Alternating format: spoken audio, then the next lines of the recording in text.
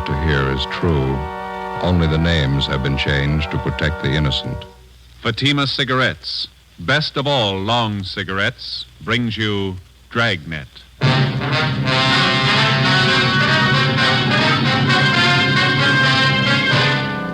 You're a detective sergeant.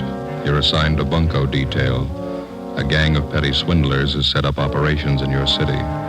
They're experienced, cunning. They work fast. Your job, get 'em. You'll be amazed when you compare Fatima with other long cigarettes. You'll find they now cost the same.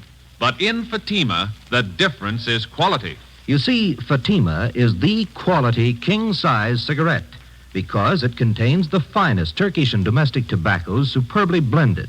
And Fatima is extra mild with a much different, much better flavor and aroma than any other long cigarette.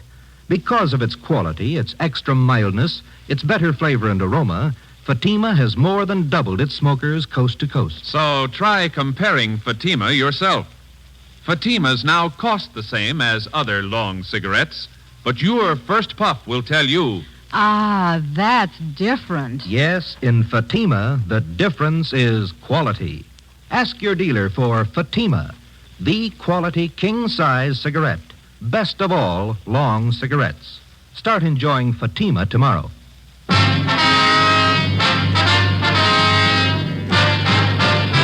Dragnet, the documented drama of an actual crime.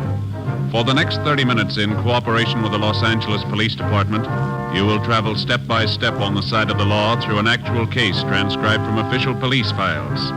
From beginning to end, from crime to punishment, Dragnet is the story of your police force in action. It was Tuesday, December 14th. It was cold in Los Angeles. We were working the day watch out of bunco detail. My partner's Ben Romero. The boss is Captain McCauley. My name's Friday. It was 10:35 a.m. when I got to room 38. Bunco detail. Joe? Yeah, Ben. Joe, this is Miss Bergstrom. You talked to her on the phone last night? Oh, yeah, sure. This is my partner, Sergeant Friday. How do you do? Glad to know you. Would you care to sit down? Thank you. I was downtown, so I thought it'd be just as easy for me to come in and see you. Did you bring those things with you, Miss Bergstrom? Here they are. Wristwatch, pen and pencil set. Mm-hmm. Sure make them look nice, don't they? On the outside, yeah. Let me take the back off the watch for you. There. You can see for yourself, Sergeant. It's junk, not worth 15 cents. Charged me $48 for that watch. Said it was wholesale. He wasn't making any profit on it. Told me he was doing it because he'd known Harry so well. Watch only ran for a day, then it stopped.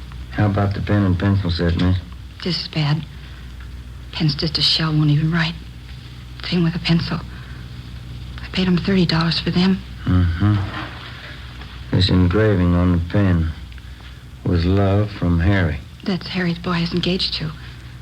That's how the man got me interested to start with. Came to my house and gave them to me. The watch and the pen and pencil. Said Harry had ordered them as presents for me. See? I just had to cry when he brought them. Poor Harry. When did this man come to your home, Miss Bergstrom? Yesterday morning. Guess I should have been more careful, but I didn't think anybody would do a thing like that.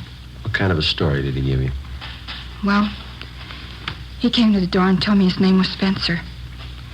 He said Harry had ordered these things as presents for me, and Harry told him to deliver them to my house.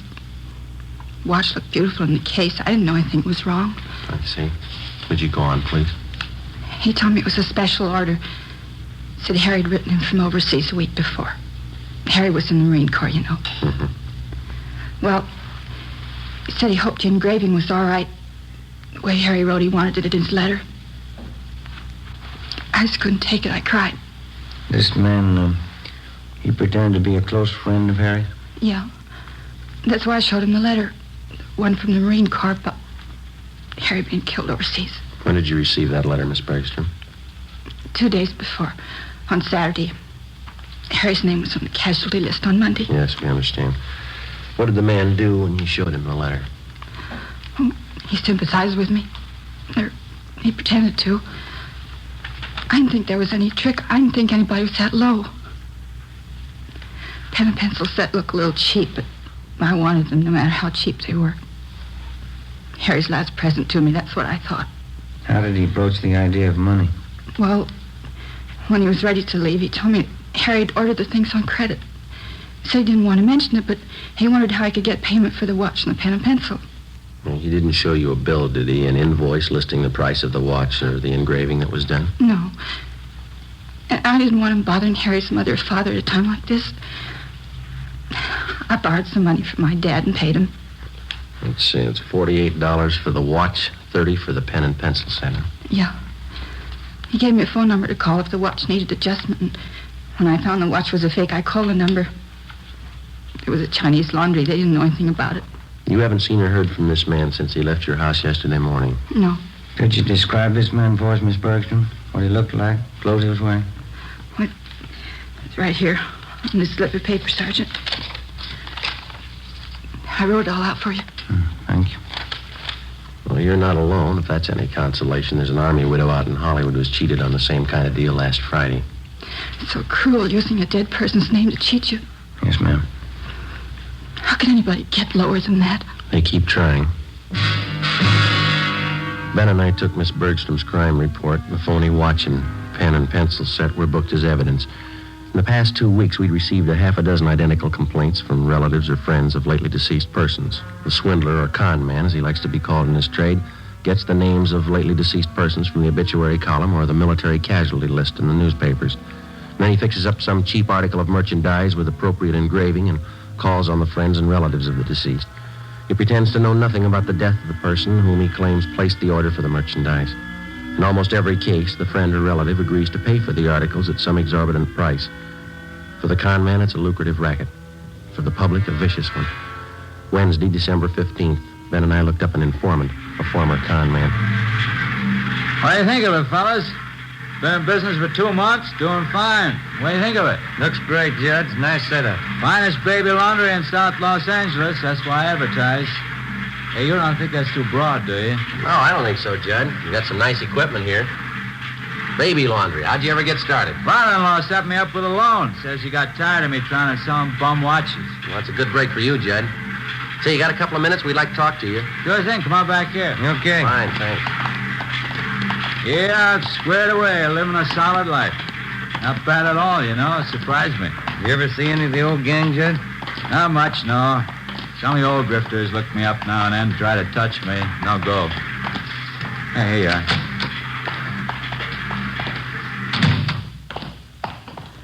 Pull one up. Yeah. Thank you. Okay, fellas, what can I do for you? Well, we'd like to know how close you got your ear to the ground, Judd. There's a gang of bunks in town. They're working hard. What pitch they using? They're working the obits, the casualty lists. Thought maybe you might be able to help us. I don't know. How long you been going? Last couple of weeks. Had half a dozen reports on them. That's one thing they never could tab me for. Obituary racket. Lousiest racket there is. Can you do anything for us? I heard one little rumble about it. 4 or 5 guys in the con mob. That right? We know that, Judd. Where can we look for them? Now, you know my position. When I quit the game, I quit. The only contacts I make are when some of the old boys come around for a touch. Well, how much have you heard about the gang? What I said, there's 4 or 5 of them out of Middle West, I think. You got any idea at all where we could start looking? Well, I can start checking for you. You nailed any of them yet? We gotta find them before we can arrest them, Judd. Yeah, well, as I say, when I quit the game, I quit. But maybe I can take a few soundings for you. Can't promise you anything. I'm strictly on the up and up. Okay, Judd. You know where to get in touch with us. We'll appreciate anything you can do. Yeah, well, you've helped me plenty of times, fellas. Wouldn't hurt a bit to tab that bunch. I'll walk out with you. Fine. Yeah, I see you got all the machines going. The baby laundry business must be pretty good, huh? It's a staple commodity, fellas. Kids always need a fresh change. Just a minute. Yeah, look at this. Just look at the size of it. Yeah. You ever see anything so small in your life? It's cute, huh? Yeah, what is it? New kind of soakers, I think. Let's see the label here. Yeah, Mother Greg Super Soakers. Kids things, they sure give me a wallop, you know? Hey, we might as well check the office while we're here, Ben. Can I use your phone, Judd? Yeah, right over there on the wall. You got change? Yeah, thank you. I have.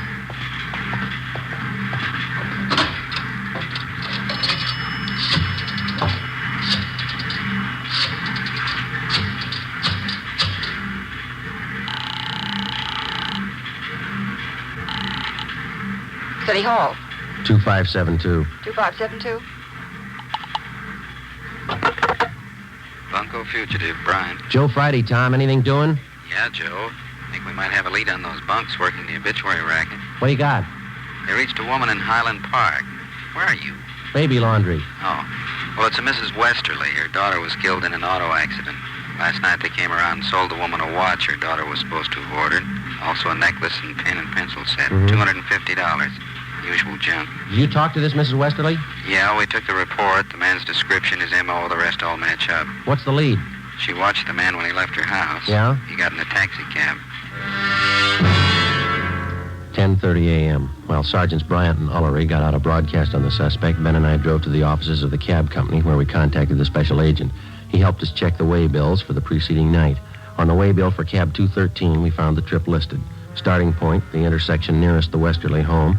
Destination, a hotel on South Flower Street. We went to the hotel and interviewed the desk clerk. From the description we gave him, he identified the man as Fred G. Norris from Minneapolis. At least that's the way he'd signed the hotel register. The clerk told us Norris wasn't in. We had him show us Norris's room. In his suitcases, we found quantities of dime store costume jewelry, monogrammed, and 24 cheap wristwatches and wallets and handbags done in poor quality imitation leather. Also a portable engraving set. The clerk told us that Norris was expected back shortly. We told him to say nothing to the suspect when he arrived. We called the office and arranged for a stakeout at the hotel, and we drove back to the office. 1 p.m. They told us Norris had been recognized from his description and picked up by Unit 17R on the way back to his hotel shortly before noon.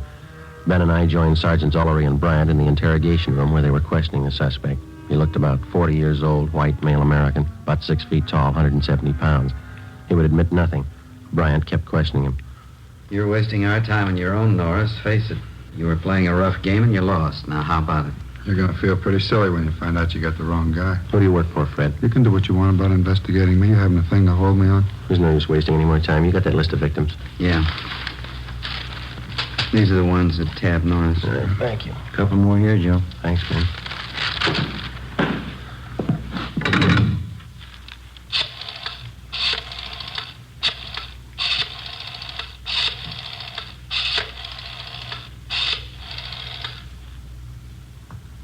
Hello, Miss Bergstrom there, please? Oh, this is Sergeant Friday, Miss Bergstrom. Bunko detail? Yeah, we picked up a suspect. We'd like to see if you can identify him. Would it be all right if we sent a car out for you right now? All right, fine. Thank you very much. Bye.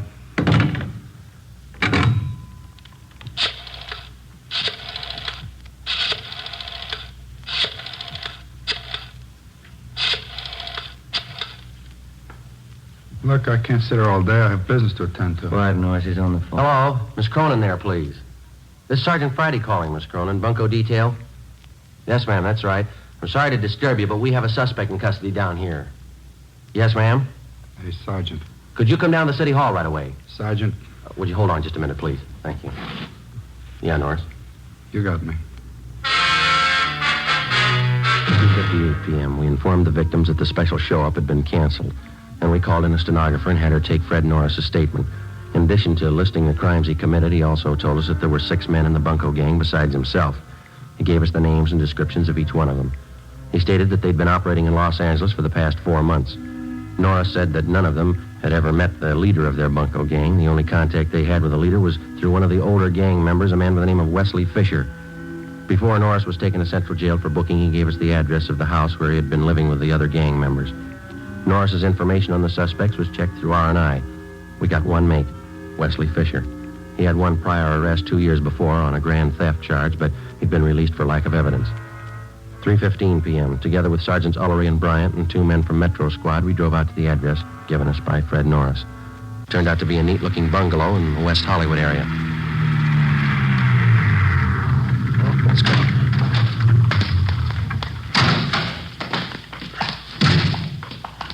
We can take the front door, Joe. Yeah. Say, Tom. Yeah? You want to have Johnson and Brewer cover the back of the place, please? Okay, Joe. Maury and I will cover the sound. Thanks. Let's go, man. Did you want to see the people who live there? Yes, ma'am. Do you want to check for the termites now? I'm Mrs. Callahan, the owner. No, ma'am. We want to see the tenants. Oh, I'm afraid you're a little late. Was that so? They just moved out, bag and baggage.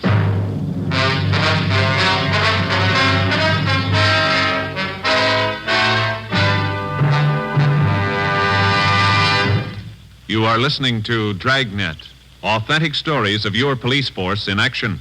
You'll be amazed when you compare Fatima with other long cigarettes. Buy a pack. You'll find Fatimas now cost the same. Light a Fatima. Ah, that's different. What a difference. Yes, friends, in Fatima, the difference is quality. Quality of tobaccos, the finest Turkish and domestic varieties, extra mild and superbly blended to give you a much different, much better flavor and aroma than any other long cigarette. Quality of manufacture. Smooth, plump cigarettes, rolled in the finest paper money can buy. Quality, even to the appearance of the bright, clean yellow package, carefully wrapped and sealed to bring you Fatima's rich, fresh, extra mild flavor. Try comparing Fatima yourself. Fatimas now cost the same as other long cigarettes, but your first puff will tell you... Ah, that's different. Yes, in Fatima, the difference is quality. Ask your dealer for Fatima, the quality king-size cigarette. Best of all long cigarettes. Start enjoying Fatima tomorrow.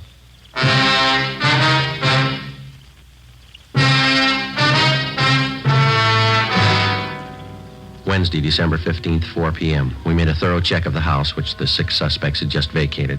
We found nothing that would help us. We talked to the owner of the house where the suspects had been living. She told us that she'd rented the place, furnished, to them about 3 months before. She identified Wesley Fisher's mugshot, but she told us that he'd used the name of Charles Wilder. She also recognized each of the other gang members from the descriptions that Fred Norris had given us.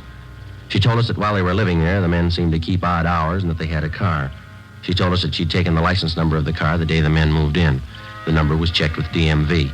It was registered in the name of Wesley Fisher, 1008 California Street. It's a transient hotel. The manager told us Fisher had moved about 9 months ago. There was no forwarding address. We got out an all-points bulletin on Wesley Fisher requesting that all occupants in his car be held for investigation of grand theft. Thursday, December 16th, 8 a.m. Oliver Ray Bryant, Ben, and I met with Captain McCauley. Where are they getting all this junk they're palming off? Where's their source of supply? The guy we picked up, Norris, told us they brought a good supply of it out with him from the Middle West. That hotel room Norris had downtown, they were using that for a warehouse. They didn't want to keep the stuff at the house they were living in. How are they hitting? Any possibility of stakeouts? No, not unless we cover every name in the columns. You might have to try it. Something's got to be done. Look at these. 2 more this morning, straight out of the obituary column. Took one family for $90. Another one for $60. How about that last run through the stats office? Help you any? They pulled some more mugs for us. We're going to show them to the victims this morning. How about this Norris? You think he's come up with everything?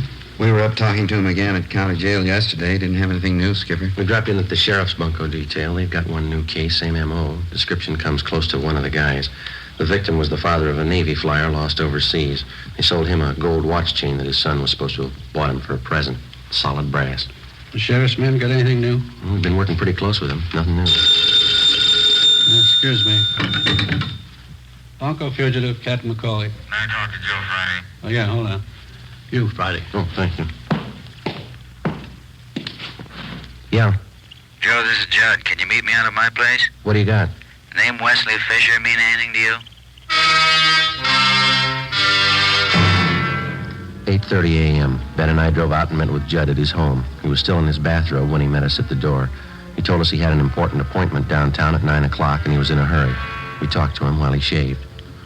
Hope you fellas don't mind.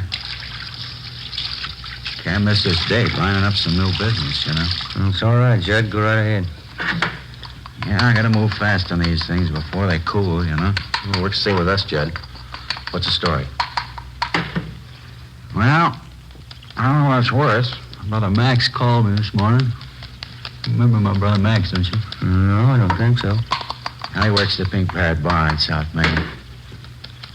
When you were in to see me the other day about those grifters you want, I gave my brother a tumble on it.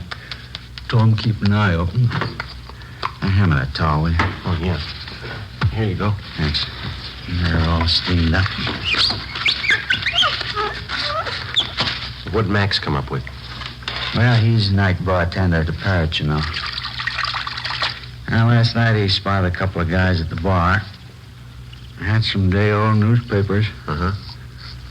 They were sitting there with the papers turned to the obituary column, checking off names, writing down addresses. Max is pretty sharp that way. Spotted him right off.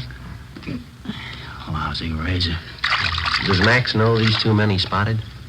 No, not by name, but he knew that one of them lived in the hotel next door to the bar. When the hotel night clerk come in for a beer, and Max asked him about it. He tabbed one of the guys as Wesley Fisher. Did he have anything on the other man?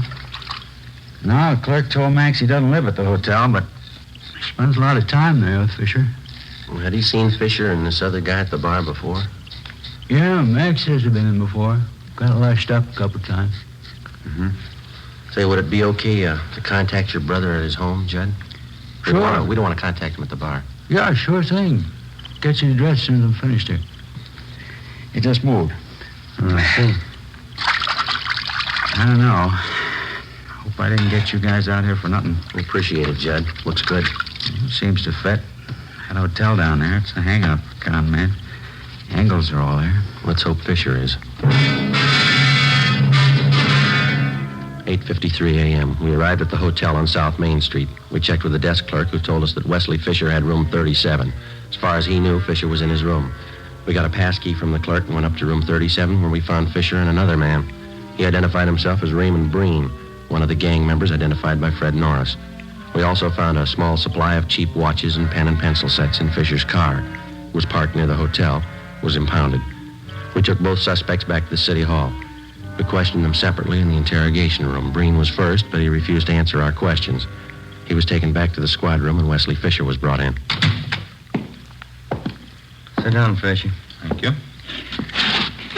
Guess you know why you're here. No, I haven't the least idea. All right, then we'll show you. Do you know Fred Norris? Fred Norris. Name sounds a little familiar. Can't quite place it. Well, he places you pretty well. He says he worked with you and Breen up till a couple of days ago. That's so? Yeah. Says he lived with you in that bungalow out in West Hollywood. That's so. Norris, West Hollywood. When was that? 2 days ago, Fisher. Your landlady identified your mug. She even had the license number of your car. What's it prove, gentlemen? Proves you're lying.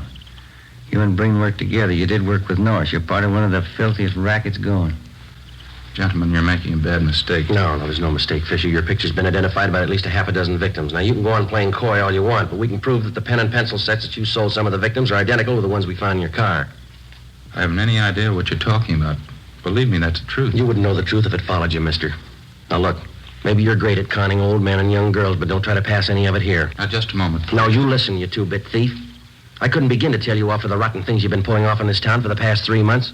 That young girl who lost her boyfriend overseas, that widow out in Hollywood, the old man in Highland Park whose wife passed away. You must have felt pretty sharp cheating them out of a few bucks. Maybe you don't remember, mister, but we do and they do. And you're going to pay for them. You all through? I'm through, Fisher. You're just starting.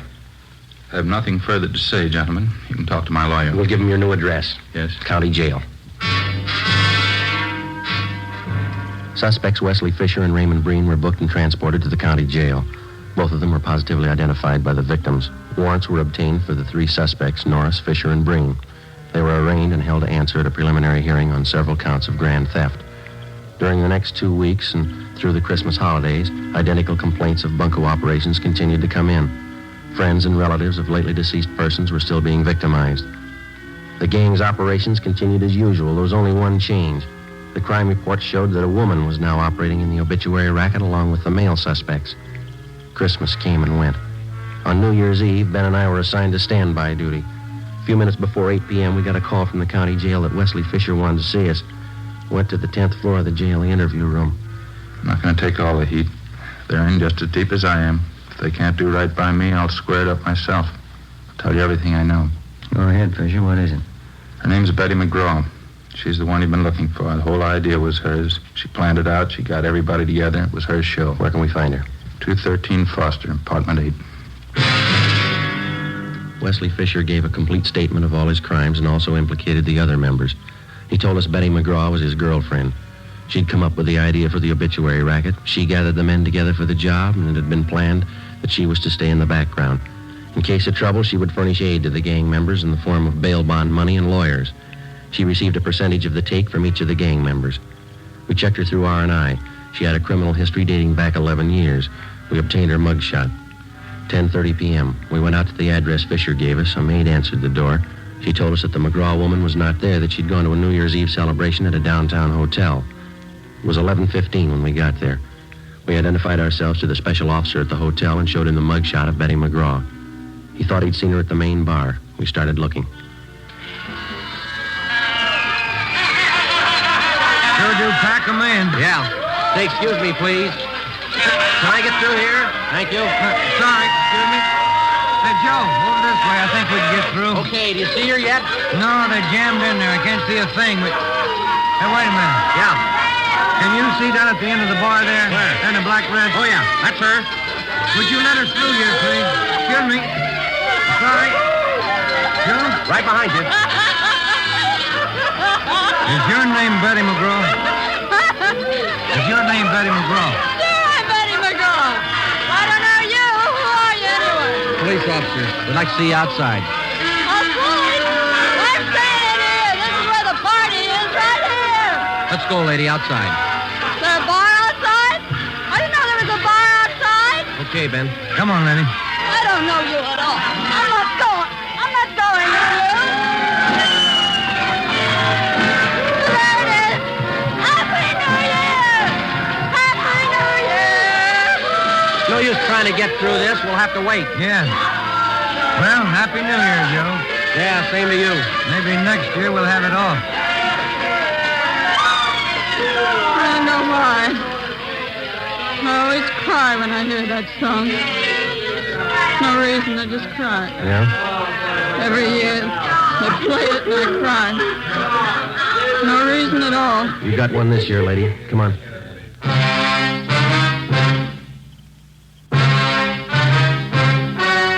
The story you've just heard was true. Only the names were changed to protect the innocent. On March 28th, trial was held in Superior Court, Department 93, City and County of Los Angeles, State of California. In a moment, the results of that trial. Now, here is our star, Jack Webb. Thank you. In the past few weeks, I've asked you to send me the names of cigarette dealers who are out of Fatimas. You see, the demand for Fatimas is so great that I want to make sure that all of you can buy them. So keep your letters coming. If you find a dealer fresh out of Fatimas, let me know and we'll have something done about it. Write your dealer's name and address on a card and mail it to me, Jack Webb, Post Office Box 951, Hollywood 28. That's Jack Webb, Post Office Box 951, Hollywood 28. Now for you, Mr. Dealer.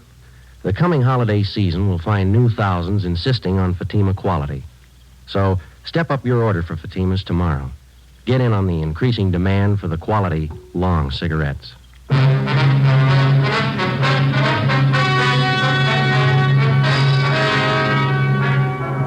The remaining members of the Bunko gang were apprehended and brought to trial. All of them, including the gang leader, Elizabeth McGraw, were tried and convicted of grand theft. They are now serving their terms in the state penitentiary.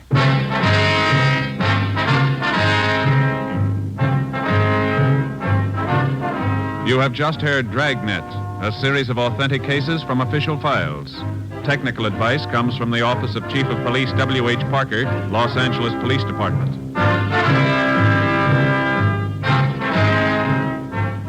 Fatima Cigarettes, the best of all long cigarettes, has brought you Dragnet, portions transcribed from Los Angeles.